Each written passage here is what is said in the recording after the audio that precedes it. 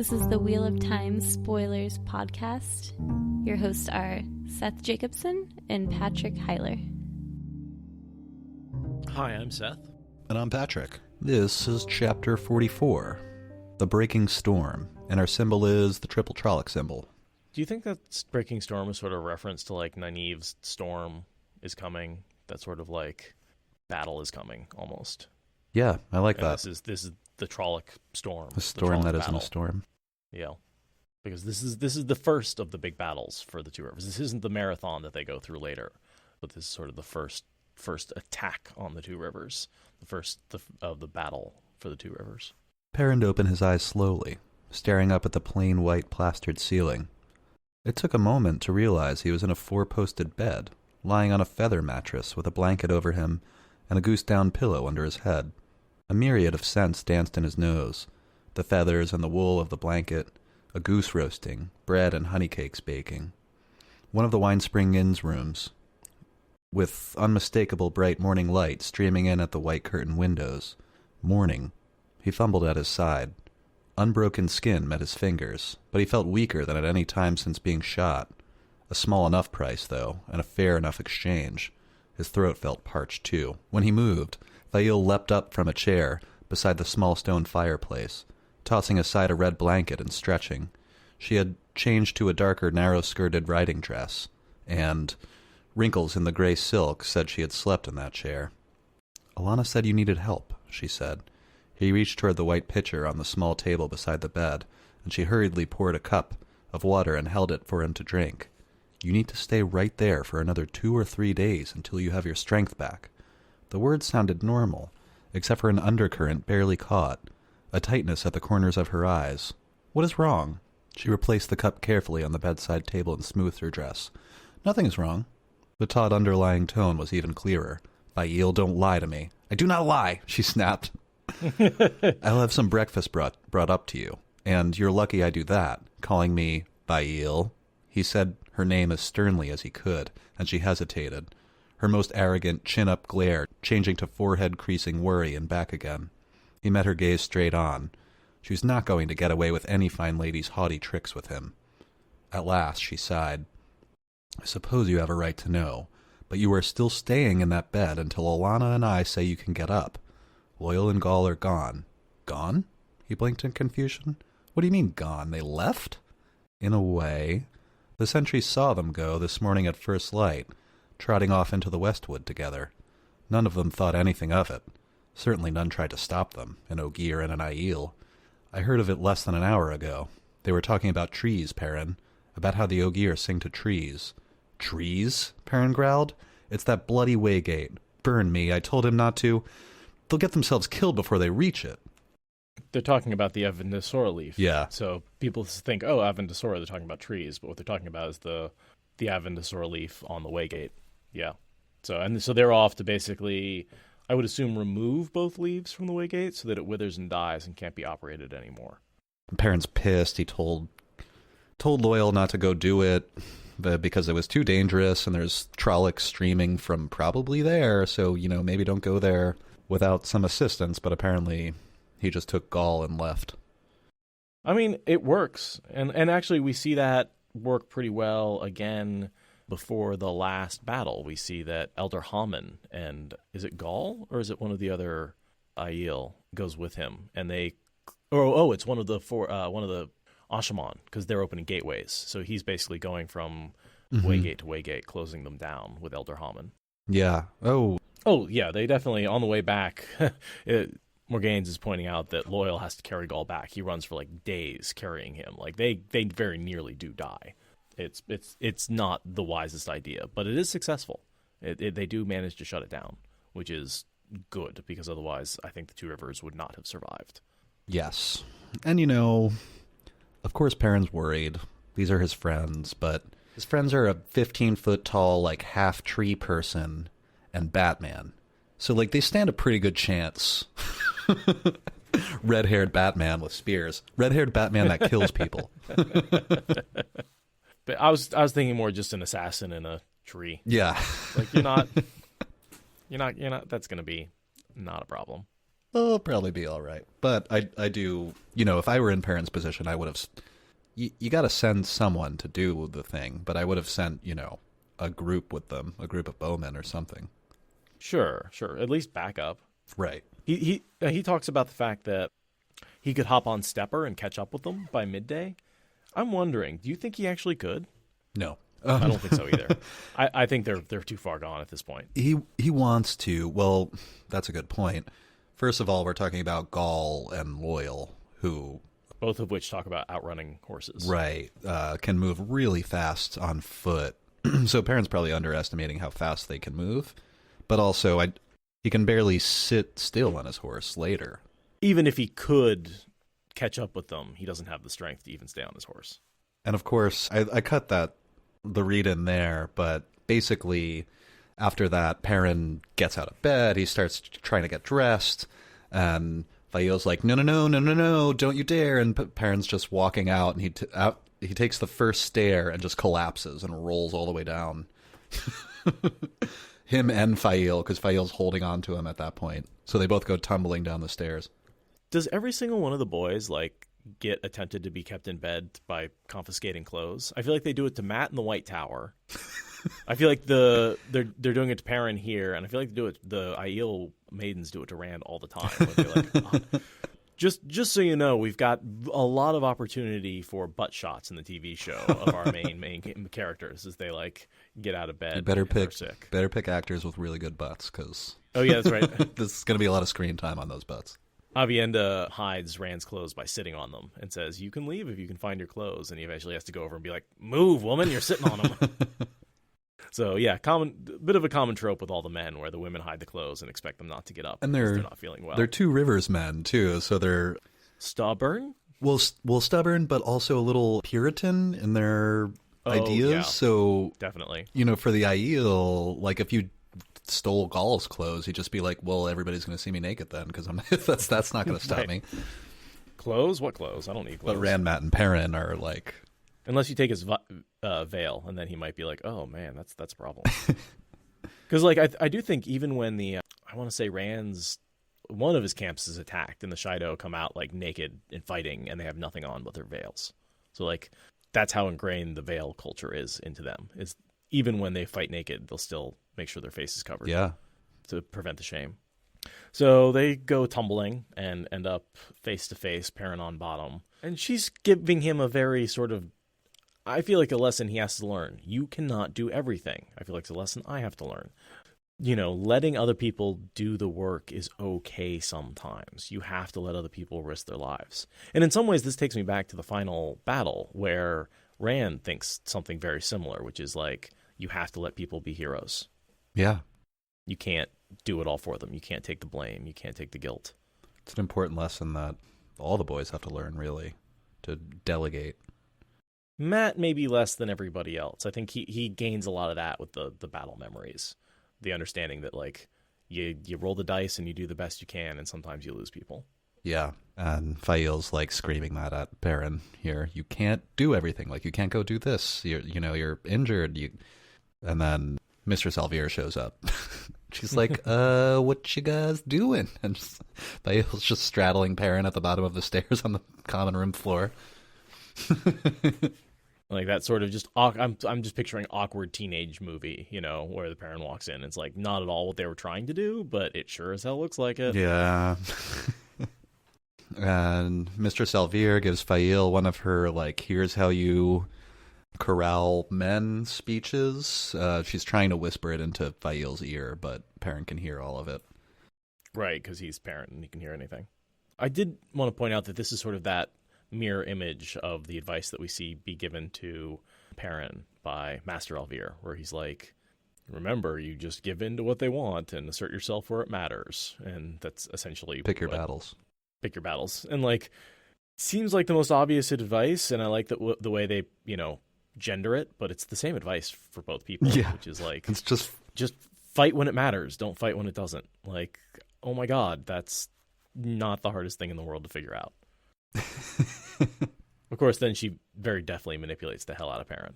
And then the three are standing there, and Marin and Fael are trying to get Perrin to just go back upstairs. and he's like demanding that they send someone to saddle his horse or whatever. And I don't know how much you want to get into the conversation, but basically, eventually, the Faile relents and Mistress Elvire lets them go. I think that she realizes that she's going to tire him out more fighting him than just like letting him get on his horse and like escorting him around and making sure he doesn't exert himself too much. And that's be there after. So they're standing there arguing in the common room, and Faile and all three of them hear the people shouting Trollocs outside. Right. And then there's the big invasion is coming. And then Perrin's like, and then Faile eventually relents when Perrin really wants to go. But Faile is wise enough to say, like, okay, I'll let you go, but all you're doing is sitting there. That's all you're going to do. You're a symbol. And she was like, you're a symbol that's just like that flag out there, the Wolfhead banner. She was like, it'll raise their spirits to see you, but if you try to go running off, like, don't think I'm going to let you. And that's where, by letting him do a little thing, she gains the concession, at least in his head, that like, well, maybe I am a little too tired to chase them down because I can't even sit straight in my horse, you freaking moron. Like, how do you think you're going to chase down like two of your best warriors? He's definitely in that I have to do it myself. I can't trust other people to work for me. I like his line about loyal. Fool, Ogier. You're a writer, not a hero. That, again, always feels a little like Jordan's talking to himself there, occasionally. That's a bit of a trope in the series, too. Like, adventures are actually suck, and, you know, the boys kind of say it to themselves quite a bit. I feel like Mat, very frequently, it's like nobody tells you how awful adventures actually are. Yeah, I think him and Egwene sometimes talks about that, too. Like, this is nothing like the stories. Oh, I guess what I want to bring up is those three boys that I talked about, who we find out in the prologue of Lord of Chaos go off to have their own adventures. They sort of have a similar attitude of like, oh yeah, we want to go off and be heroes and like have adventures. And then everyone who goes off is like, no, you don't, boy. It's what sort of ages Perrin up a little bit over those three. But at the same time, like going off and having the adventure is what kind of makes you mature and adult. So, you know, I understand why you want to go have the adventure, not necessarily because like you want to experience the hunger and the cold and the fear, but because like you want to make yourself a better person. Yes. And the adventure seems to do that. Failure is how you learn. you Sure, have to go out there and mess things up before you're a seasoned, accomplished human being at whatever it is you want to do. I'm really good at failing. I've had lots of practice at it, and that's made me a better person. It's really like the more you can fail, the better off you are. It's totally a mantra I repeat to myself all the time to kind of. It's good for when your spirits are low. This is a learning experience. It is impossible to learn without failing. You must fail. I just won't do that again. Right. Next time you'll mess it up some other way, and then you'll learn that lesson. Damn it. How did you know that? I really like this little part. I'm just going to read a little dialogue between Perrin and Faile. After she changes her mind and she says, like, okay, and she sends for their horses to be saddled, but both horses, she's like, I'm going with you if you're going. Why did you change your mind? Perrin asks Faile. Tucking his shirt in for him, she muttered under her breath. Doubtless he was not supposed to hear well enough to understand. I mustn't say, must I? When he is too stubborn to see straight, I must lead him with honey and smiles, must I? She shot him a glare that surely had no honey in it, then abruptly changed to a smile so sweet he very nearly backed away. My dear heart, she almost cooed, pulling his coat straight, whatever is happening out there, I do hope you will stay in your saddle, and as far from the Trollocs as you can. You really are not up to facing a Trolloc just yet, are you? Maybe tomorrow. And she's like soothing, and he's like, yeah. Perrin's totally terrified. Totally. Her mood is just switching back and forth. It's like when a big lion comes up to you and starts licking your head. You're like, okay, Stay you're being nice, but I'm really, really afraid. Really afraid. Please don't bite my head off. And she says, please remember you are a general, a leader, and every bit as much a symbol to your people as that banner out there. If you are up where people can see you, it will lift everyone's heart, and it is much easier to see what needs doing and give orders if you aren't in the fighting yourself. True. And she kind of sums it up with, please say you will do all of that. And in fairness, I think most of this battle is run by Tam and Abel. Yeah, they really don't need Perrin there. No, they do confirm with him to make sure that, I think he helps get everything in order, make sure that everyone like starts doing the right thing. But no, they really don't. They have it all in hand. Yeah. Even though it's all in his name. That's the trick, is like everyone, he might not be doing anything, but they're all doing it because he wants them to do it. Right. And that's the trick. And that's why he's responsible for saving the village, even though all he did was sit on his horse. They're saving the village in his name. So in the scene, Perrin relents, and there's something even better here that I forgot about. Perrin agrees. He's like, fine, I'll just be there. I just, need to be there. And he says, all right, he said, I can't refuse you anything when you smile so prettily. I am glad. Still smiling, she brushed at his coat, picking lint he could not see. Because if you don't, and you manage to survive, I'll do to you what you did to me that first day in the ways. I don't think you're strong enough yet to stop me. That smile beamed up into his face, all springtime and sweetness. Do you understand me? We missed that, because I remember we talked about what he did to her when they went in the ways, and we think it was just turning over a knee and spanking the shit out of her. For putting everybody in danger and putting herself in danger especially. That's the only time I ever got spanked as a kid, is when I put myself in danger and scared my parents. No, well, no. It was like, do not run across the street or you will get your butt hit. Like, and I learned pretty quick on that one. Not that I encourage spanking. I don't think it's the right way to reinforce that kind of stuff. But yeah, there's a interesting relationship going on there where she's like, yeah, I'm going to turn. You might be a big and burly, but you're pretty weak right now. So too weak to stop me. Yeah. Guess what I'm going to do? So one Trolloc, the next thing I have is the Trolloc wandering in. Yeah, the single Trolloc, who appears to have wandered away from the group just to get a little spare meat. And so we see that's how the Emond's Fielders were alerted in the first place. That's basically this group of men that Loial was with, that's out clearing back the forest away from the town so that they can see as far as possible. Mm-hmm.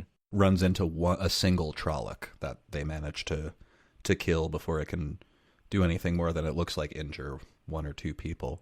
And so they all kind of pull back, and John Thane the miller was wiping a smear of blood from his ribs. Alana straightened from him. So basically the Trollocs, they probably injured one guy, but he got healed up pretty quick, right? Yeah. Before So Alana was right there to heal.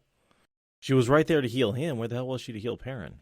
I did notice there was one thing we talked about briefly, and which is the way the Aes Sedai are manipulating Perrin into taking charge by not taking charge themselves.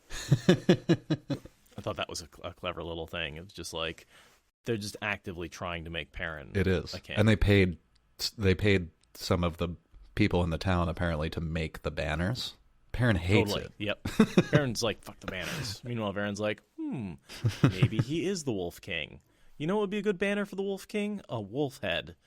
Because she knows from the prophecy that Perrin, when the Wolf King puts away his hammer, or takes out the hammer, or puts away the axe, I don't remember the exact wording, but she clearly has made that connection to Perrin as the Wolf King, and so has been creating a banner for him, which is a really cool banner. It's one of my favorites, the wolf head. Yeah. Even better than like the band of the Red Hand. All right, the Red Hand is kind of cool. The idea that's like it's a bloody hand on a banner, which is like, yeah, you fought and you bled, but that's okay. You still win. Mm. I kind of like that idea. That's a good one. But like Perrin, the Aes Sedai, the ancient symbol of the Aes Sedai is also pretty cool. But my favorite banner is definitely the wolf head. So Bane shows up and says, they've been scouting, Bane and Chiad. Yeah. So when the men who were clearing back the forests brought their injured into Emond's Field, Bane and Chiad went to where they were. Mm-hmm. And they scouted out and see 500 Trollocs approaching, basically. Perhaps 500 Trollocs, Bane told her. Probably no more than a mile or two behind us. Her voice was level, but her dark blue eyes sparkled with eagerness. Killing Shadow Spawn ain't nothing better. And they were telling this to Tomas and Perrin. Tomas being a Varenton's Dark Friend warder. Mm-hmm. But there's clearly a conspiracy here, so happening here. Basically, Tomas says that one likely wandered off from the larger body, hoping to find a meal. And the rest will be coming soon. The maidens nodded. And then Perrin gestured in consternation at the jam of people. They shouldn't be out here, then. Why haven't you cleared them away? It was Ivan bringing his gray into the gathering who answered, "Your people do not seem to want to listen to outsiders, not when they can watch Aes Sedai. I would suggest you go see what you can do." I think that this is Varen and Alana telling their warders, like, don't give instructions to the villagers, like, don't help organize. Don't interfere. Yeah. We don't want to take any leadership. So when Perrin's like, haven't you done this? They're like, well, maybe you should give the orders in a subtle way. Total. Oh, they're deliberately leaving a power vacuum for Perrin to fill. Right. And then forcing him to fill it. Why don't you take charge, huh? No, it's very clever, and obviously I think they worked it out between them. Yeah. I think Perrin's right on when he says, like, they're manipulating me. And yeah, right after that, Perrin was sure they could have imposed some sort of order had they really tried. Varen and Alana surely could have. So why did they wait and leave it to me if they expected Trollocs, he thinks. Although there is something of the Varenness in him, that, like, people listen to him. And when he says, go take your places, or Perrin says, someone else says, Perrin says, go take your places, they run off. Whereas if, like, Varen had said, everyone go take your places, they would have been like, what? Who are you? Stupid Aes Sedai. Yeah. Who's this dumb order? I don't like. They're smart, but I'm not following their orders. People would probably argue. Stubborn Two Rivers folk, they'd argue. But because they've sort of agreed that Perrin's going to be the leader, he's the one they'll listen to whenever. Right. So Perrin goes and talks to his generals, Bran, Elvir, Tam Althor, and Abel Cawthon. He sees them all standing. The three of them are standing together talking about, what they're going to do. And Perrin goes over. But you can really see what's happening here, and I love it. Yeah. Oh, yeah. There's the forming of the beginning of his army. And, like, Tam being really his master at arms and master sergeant, right? He's the one who's, like, got the experience. We see him here, like, yelling at the new recruits to hold, and everyone else is like, don't be rude. And he's like, shut up. I'm talking like Uno because I know what I'm talking about. We see a moment like that with Tam. Yeah, that's what I was referring to. Oh, yeah. Okay. Yeah. Bran says, after he hears the news that the Trollocs are coming, he says, well, we all know what to do, and he doesn't seem too rattled because Tam has been there drilling all these people, so they know how to shoot all at once and how to follow commands, more or less. They know their positions. Yeah, totally. They know how to do, like, wave, yeah. And, this is where we really see some of the first power of the mass Two Rivers longbow, which is to say, like, really, most of these, the catapults definitely take some of them out with the exploding rocks, but I'm guessing the vast majority of these Trollocs went down to arrows. Yeah. Charging into 200 bows with only 500 people, like, I mean, I guess it takes more than one arrow sometimes to get them down, but it only takes 2-3 volleys to put an arrow in everybody. Right. Perrin takes a look at the catapults, sees the Aes Sedai being interested in the big field stones, 15 or 20 pounds a piece being loaded in cups on the end of those long arms. Aiel and the giant exploding peach. Or not Aiel, Aes Sedai and the exploding peach. Piece. Yeah. So they're just, infusing them with, I would guess, some sort of fire-air combo so that when they hit the ground, they explode outwards with shrapnel. Yeah, like pulling the pin in a fragmentation grenade.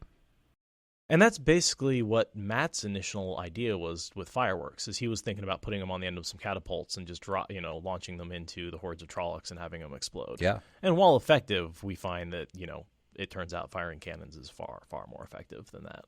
Yeah. Because you can make the metal pieces explode just through sheer kinetic energy. They mean for you to be a leader. It's what you were born for, I think. Perrin snorted.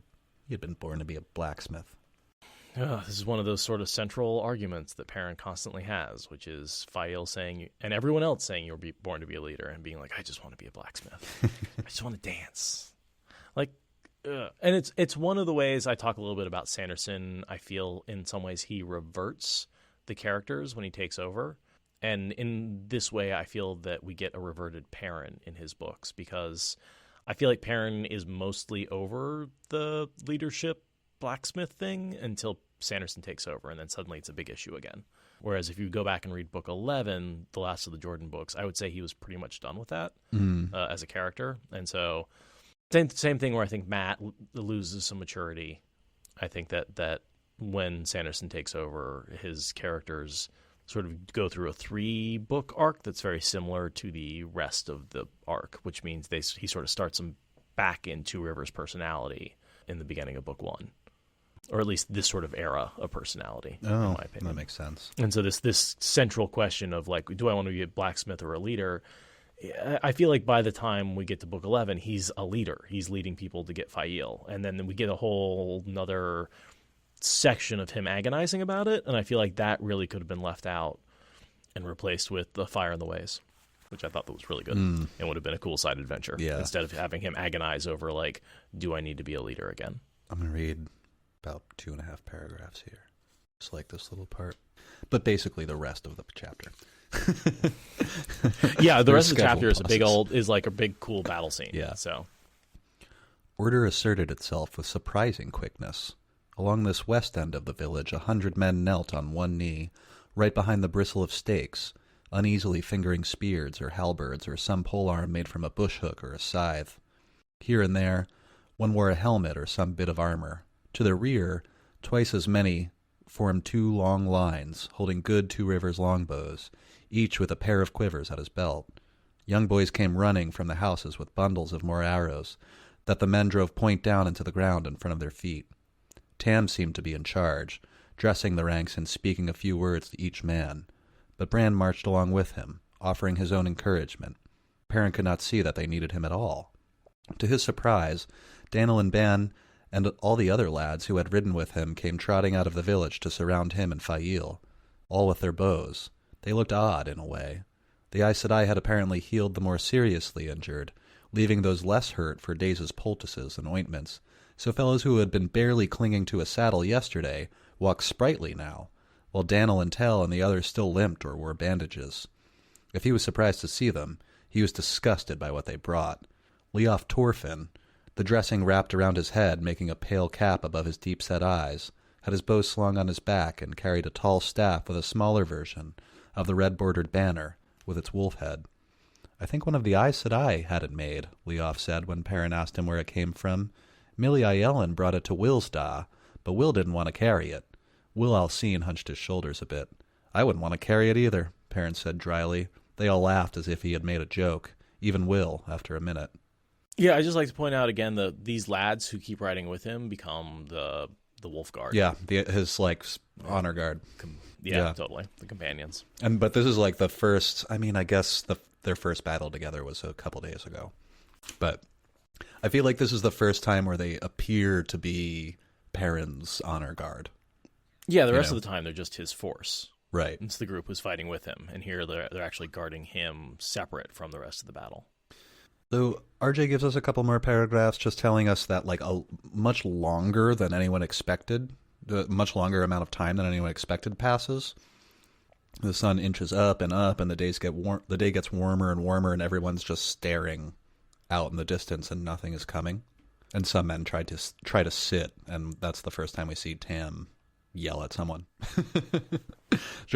He wants them all to stand in formation and wait, you know? Yeah, that's the scene I was referring to, because like 20 of them shoot early. Yeah.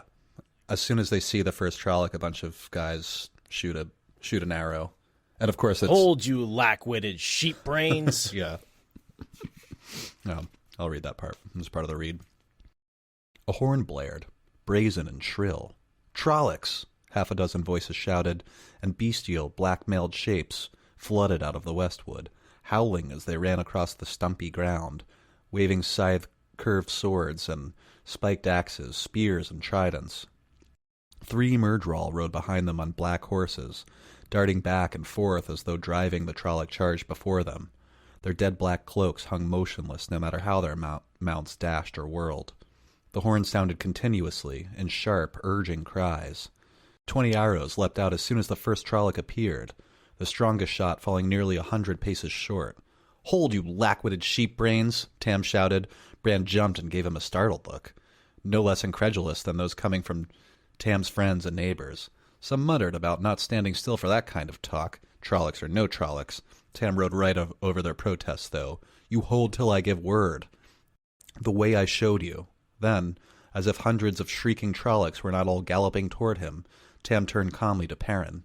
300 paces? Perrin nodded quickly. The man was asking him? 300 paces. How quickly could a Trolloc cover 300 paces? He eased his axe in the loop. The horn wailed and wailed. The spearmen crouched behind the stakes as if forcing themselves not to edge back. The Aiel had veiled their faces. Onward, the screaming tide came, all horned heads and faces with snouts or beaks, each half again as tall as a man, each shrieking for blood. 500 paces. 400. Some were stretching out in front. They ran as fast as horses. Had the Aiel been right? Could there only be 500? It looked like thousands. "Ready?" Tam called, and 200 bows were raised. The young men with Perrin hurriedly formed up in front of him in imitation of their elders, ranking themselves with that fool banner. 300 paces. Perrin could see those misshapen faces, contorted with rage and frenzy, as clearly as if they were right on top of him.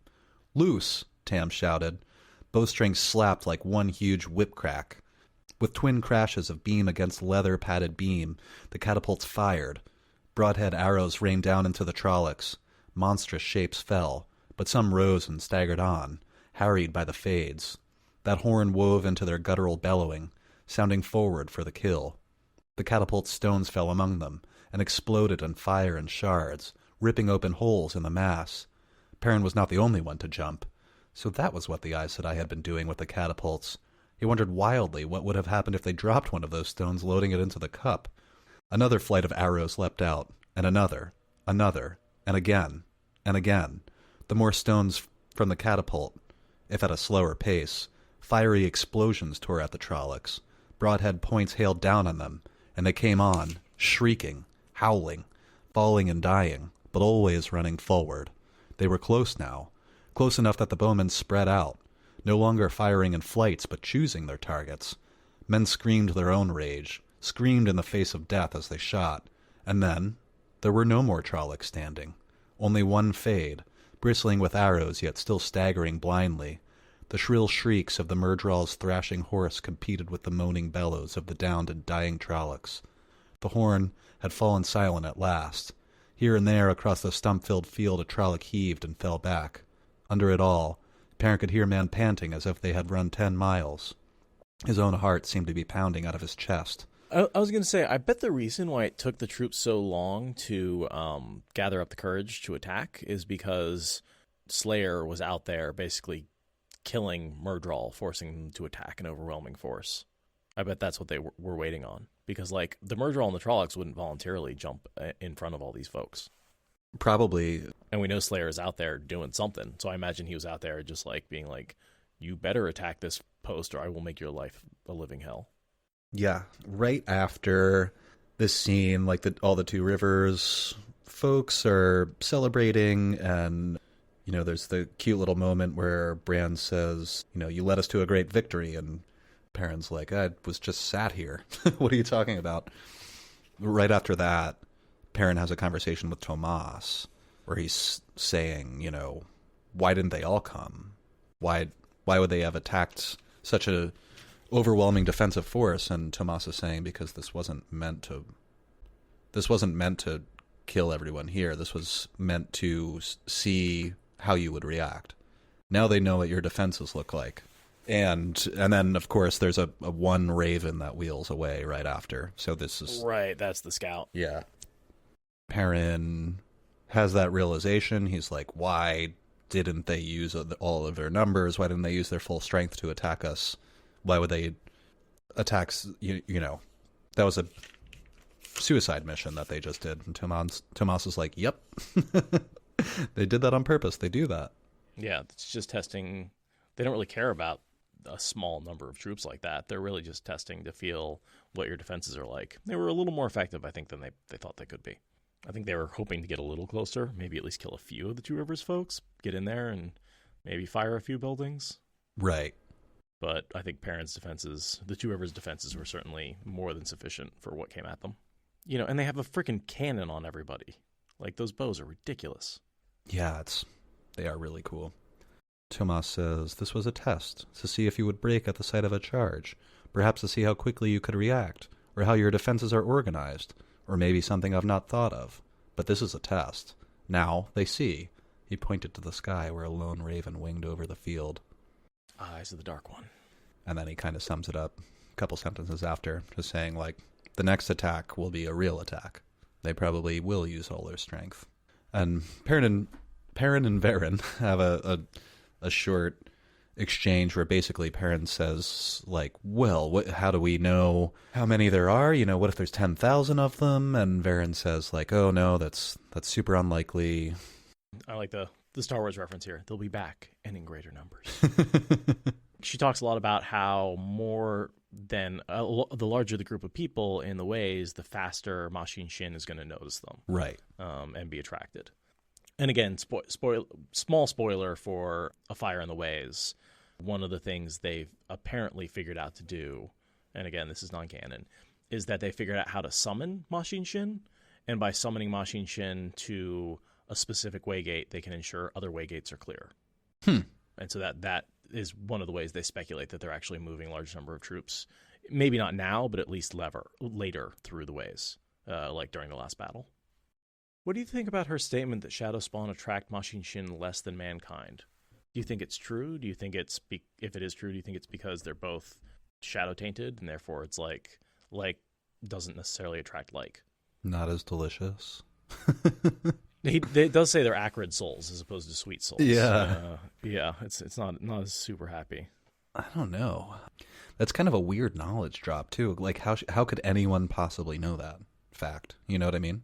Like I could see maybe if but she's not like extrapolating. She's not saying like, well, it appears to be. She's saying this is true. Well, as far as you know, she may have some insight. She may actually be speculating because she has inside information. She might know exactly what's the right. rate And Varen quickly. can lie. It just is a weird fact. How she might have the inside track on what's going on with the shadow. she very well may. Yeah. Yeah, Varen knows. We're never wrong about assuming that Varen knows. I'm bringing up Fire in the Ways because this is about the Ways, because it came out today or this week, and it feels very relevant. But Varen is the one who basically she sends the letter to Matt, and she actually also sends a letter to the Ogier to help support Perrin and cleanse the Ways and help, because Matt's supposed to protect the Waygate in Caemlyn. Mm-hmm. And so she also basically sends a note to the Ogier and says, the Ways are threatened, you should do something as well. So Varen certainly is an integral part in the cleansing of the Ways. Interesting. Perrin grimaced. Light. What if there are 10,000 of them? Not likely, Varen said, walking up to pat Tomas's mount on the neck. The warhorse allowed her touch as meekly as a pony. At least, not yet. Not even a Forsaken could move a large party through the Ways safely, I think. One man alone risks death or madness between the closest waygates, but, say, 1,000 men or 1,000 Trollocs would very likely draw Ma Xinxin within minutes, a monstrous wasp to a bowl of honey.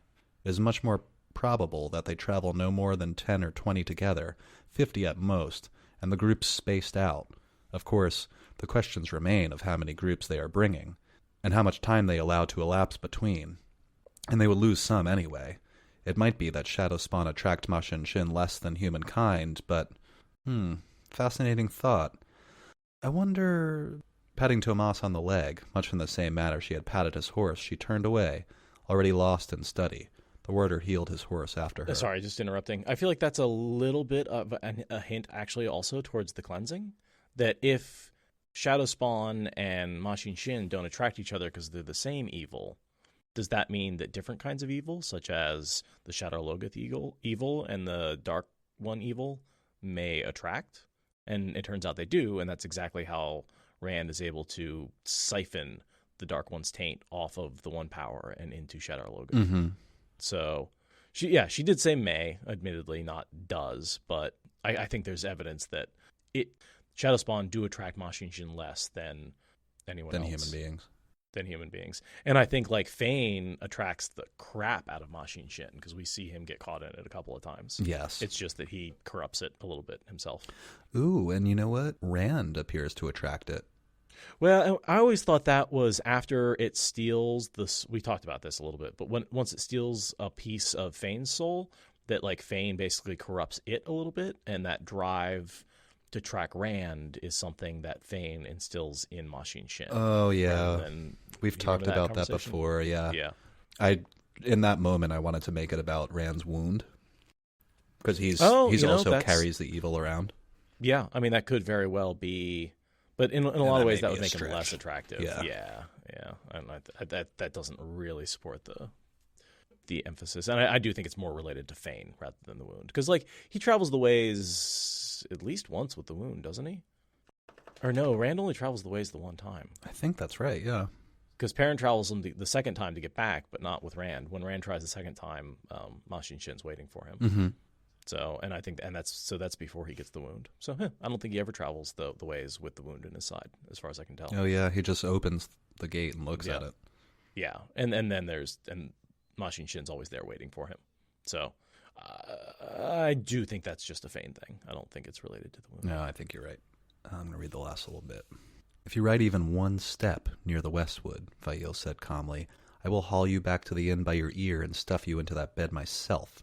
I wasn't thinking of it, Perrin lied, turning stepper so his back was to the woods. One man in an ogier might escape notice. Make it to the mountains safely. They might. The Waygate had to be locked permanently if Emond's Field was to have any chance. You talked me out of it, remember? Another man might find them, knowing they were there. 3 sets of eyes could keep sharper watch than 2, especially when one set was his, and he was certainly not doing anything here. His clothes stuffed with straw and set on stepper could do as much. Suddenly, above the shouting and carrying on around him, he heard sharper shouts, a clamor from the south, near the old road. He said they wouldn't come again soon, he growled, and dug his heels into Stepper's flanks. And we know that's actually the Tuatha'an after being murdered by Fane and his Trollocs, I believe. Fane's Trollocs? Yeah, so I think Fane's Trollocs were attacking the Tinkers while the Slayer's Trollocs were attacking the town. That makes sense, because up until now, the Tuatha'an were being held prisoner by the White Cloaks, right? Really? No, not at all. Oh, I thought they were just wandering. Held. Nah, they were wandering around. They were totally free. Oh. They were protected a little bit by the White Cloaks, just because the White Cloaks were around. Gotcha. No, they were never held by the White Cloaks. Fane, they captured like 1 or 2, and then Bornhald was going to let him go, and Fane like snuck off and killed him. So they held a couple captive. They questioned a few, but they never they weren't holding the whole.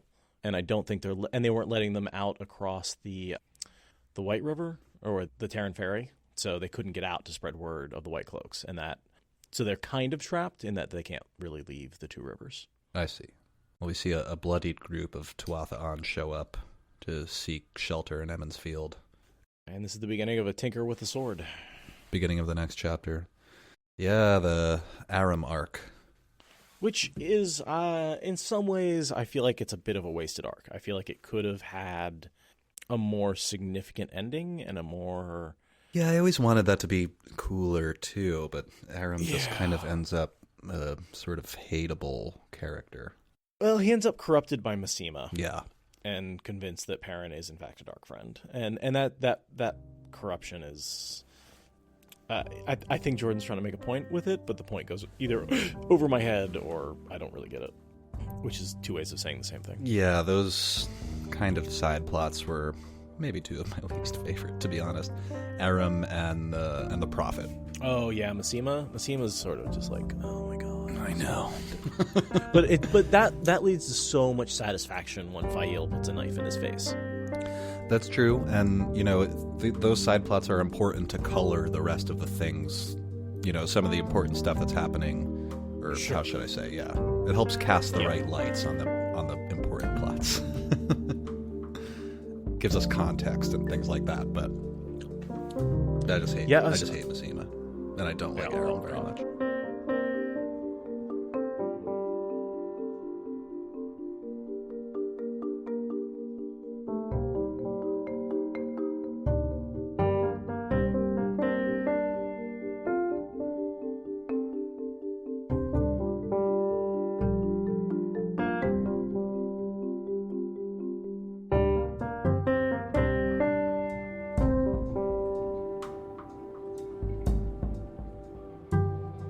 So my current prediction, and the current thing I'm thinking of the show, is season 1 is going to be 10 episodes, 2 books.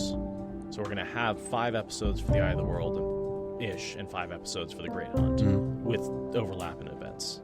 Just my current thoughts based on the information that we know so far, based on chapter header, chapter titles, and stuff like that. Yeah, I mean, 5 episodes a book would still be 75 episodes for the whole series, I mean. Yeah, which is decent, but not crazy. Yeah, it's not no, I mean, there have been plenty of TV shows that didn't run that many episodes. Yeah, I mean, Game of Thrones is kind of like 10 episodes a season. I think the first seasons were a little longer, but they've gone with longer episodes and fewer number of them for the later seasons. But yeah, God, I can't say how highly encouraged I am by the TV show right now. They've got directors, everyone who's worked on it has worked on serious, big budget, HBO stuff, Game of Thrones stuff. Yeah, it's getting real. Westworld stuff. Like, it's getting real. It looks like they're filming in Prague starting September 9th. We crushed it on the survey, the Twitter survey, in terms of what people are most excited about. Like, I'm getting hyped. I'm really getting hyped about the TV show. Like, we're getting to the point now where, like, it's gonna be good. We are a year away from, like, some real serious shit going down with the TV show. We're probably about 6 months from it, like, getting, like, set shots and stuff like that. It's just it's becoming a real thing. It's real, dudes.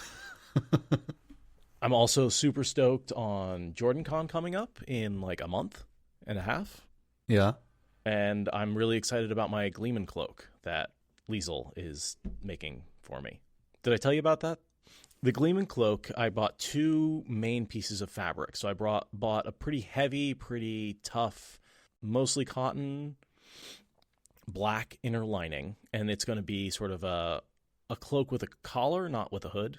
And then I've got we're thinking about 120 patches that are going to get sewed on in layers. And then the inner lining is going to be red with pockets, and the red's more of a polyester, lighter material. But yeah, so black and red, which is, of course, very, very Wheel of Time to me. And then that combined with the juggling and the storytelling, I think is going to be just a fucking awesome costume for the con. Because I've got the colorful juggling balls. It's going to be cool. It's going to be so cool. The cloak is apparently also going to be heavy as fuck because it's like 3 layers and a lot of stitching, but I'm okay with that. And pockets on the inside. Yeah, I'm really, really, really, and I'll have a nice look. I'll have the beard, and like the one thing I'm working on is clothing in terms of like what to wear under. I don't want to wear like jeans and a t-shirt, and tennis shoes.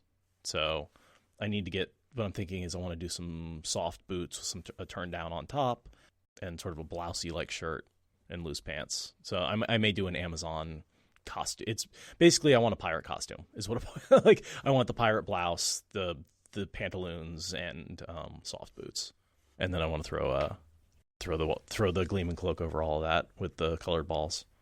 But yeah, I'm gonna do all that, and then I'll just be, like I said, I've been practicing. I actually just tweeted out a small clip of it if you want to check Twitter, of me juggling and reciting passageways. So just imagine that in costume and louder, because I was whispering because it was 4 a.m. and my roommates were all asleep.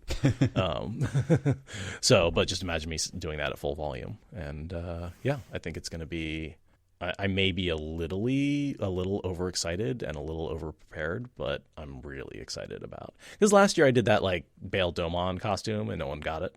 They just thought I had shaved my upper lip. It wasn't. Yeah. Well, you could have had that haircut. I could have just had that haircut, and like the jacket was kind of supposed to, but it's like not really obvious. So the Gleeman cloak is great because you can throw it over anything, and then it's costume. Hey Seth, this is totally unrelated. I was answering some emails and stuff. Do you use Stitcher? Wait, no, you don't. Does anyone here use Stitcher? No, I am very much against Stitcher. But What Spoilers is available on Stitcher, right? No, because Stitcher is one of those places that, like, gotcha. Essentially, they make you do a whole separate, like Spotify. Yeah, like Spotify, but like they don't have the integration. Stitcher's another podcast app, and also anything you put on Stitcher's one of those companies that, like, if you post anything on the server, they take possession of it. It's theirs. Whereas, like, they rehost all our files. So most of the time when someone downloads the podcast, they go to Libs, wherever they're looking it up, it links them to Libsyn. They go to Libsyn and download it, right? Whether that's for the Apple podcast app, whether that's for Overcast, whether it's for an Android app, all of those are given a link to the audio file and then download it from Libsyn, which is my hosting service. And so Libsyn knows how many people have downloaded it. There's a couple of places that are trying to basically monopolize podcasts and turn them into an ad-ridden cesspool shithole by copying all your files, rehosting them at a lower bitrate on their own on their own server, and then putting a ton of ads that you don't control on the very beginning or and end of it, and claiming complete possession of anything you upload. And I find it to be a horrendous act of walled gardening that is against the open internet, and I want to burn it with fire because I think podcasts are one of the last free parts of the web out there that aren't taken over by large corporations, where you can actually still make decent money by producing interesting content. And Stitcher is the antithesis of that, and I think it should burn in fire, in case I haven't said that 3 times. Any questions? So Watt Spoilers will, as far as I'd never want to put it on Stitcher if I can help it. I'm guessing someone asked if we were on Stitcher. The answer is no, and we don't plan to be. I'm already writing the message. Yeah, I figured you are translating my rant into something a little more PC. But there are a couple of people who are trying to do that, which is if they're rehosting the files, they're doing it wrong. They should rehost the feed. Same thing with RSS, which died and went the way of the dodo. The internet, I'm an old man and I can tell you how great the internet used to be, but really before we're all stuck reading Facebook articles, and Facebook is in control because we gave them our feed. Whereas when everything was just blogged with RSS feeds, you could create your own feeds and you had your own sort of flow of information. And I feel like we're doing the same thing with podcasts, where everyone can subscribe to whatever podcast they want and create their own feed of podcasts that are constantly coming in that you want to read. And we used to do that with articles until basically Google Chrome shut down Google Reader, and since they were a monopoly on RSS, they were the monopoly RSS reader, and when they shut down, they took out all the traffic to all the RSS blogs and killed the blogging sphere, and that paved the way for Facebook to take over and really gave rise to the news feed on Facebook. So I can see a precedent with blogs, and I will fight against it tooth and nail with podcasts. And the only real way I have to do that right now is by not going on places like Stitcher. I almost don't want to be on Spotify for the same reason. Spotify is a similar danger. The only thing is that Spotify is totally focused on music and don't seem to have an interest in dominating the podcast space. So for now, I still think it's a nice to have, but Spotify is the only place where we upload our files that get hosted and that don't get downloaded directly from Libsyn. And that's why our statistics are totally separate. Oh, and I guess technically YouTube as well. Anything we upload to YouTube also is rehosted on YouTube independently with its own files. Podcasting is an interesting industry. I really do feel like it's the last of the pure internet information, user-created content that's still something you can... Yeah, it's one of the best forms of media out there. Radio has always been a great form of media. The ability to talk into your ear is so intimate. And AM radio knows this. Right-wing talk media has known this for a long time in the U.S. They've been taking advantage of it for ages. They've been dominating the AM space. So I think that the audio content is massively powerful. I really do. It's one of those things that is easy to produce, is very intimate, and is very powerful. And you get people who are very loyal. You get followers who are willing to, send you money on Patreon to listen to you talk live. It's kind of amazing how much a connection we seek out with people through voices and audio and conversation. Thank you for listening to the Wheel of Time Spoilers podcast. Rate us in the Apple Podcast app or support us on Patreon. Is that good enough?